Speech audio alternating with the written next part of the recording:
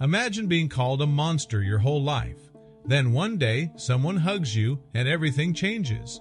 On a rainy afternoon, a worn-out veterinarian met a cat everyone else had already given up on. And in less than 60 seconds, the dangerous animal rewrote everything he believed about life, love, and loss.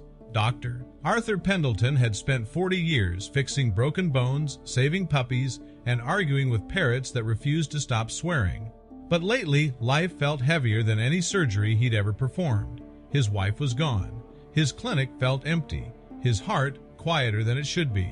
Then animal control walked in with a plastic carrier shaking like a haunted suitcase. Inside, a feral white cat, aggressive, malnourished, scheduled for euthanasia. Here's the first twist.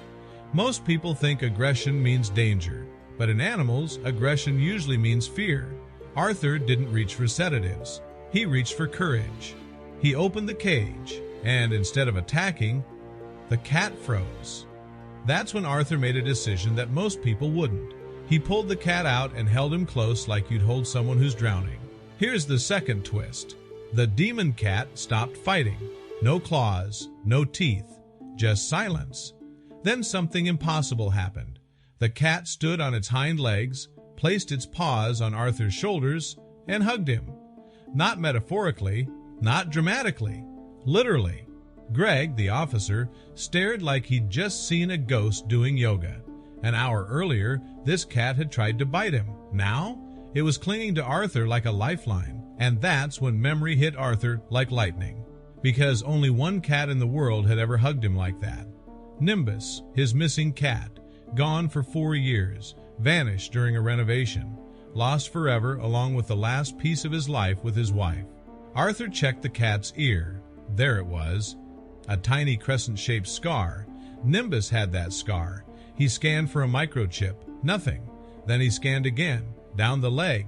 Beep. The number appeared. His wife's birthday. Here's the third twist. Nimbus hadn't become feral because he was wild. He became feral because he was surviving. He fought every human because none of them were his human. Until now. And when he felt Arthur's hands again, something ancient and instinctive woke up. He wasn't fighting anymore. He was home. That night, Arthur took Nimbus home. He washed 4 years of dirt off him, fed him food he'd kept out of habit, sat in the same chair he used to share with his wife. For the first time in years, the house wasn't silent. Nimbus slept on his chest, purring like a tiny engine of stubborn life. And Arthur realized something brutal and beautiful. Sometimes the ones we save are the ones who save us. Sometimes the monsters we fear are just souls waiting to be recognized. And sometimes love doesn't come back in the form you expect. It comes back with fur, scars, and a memory that refuses to die.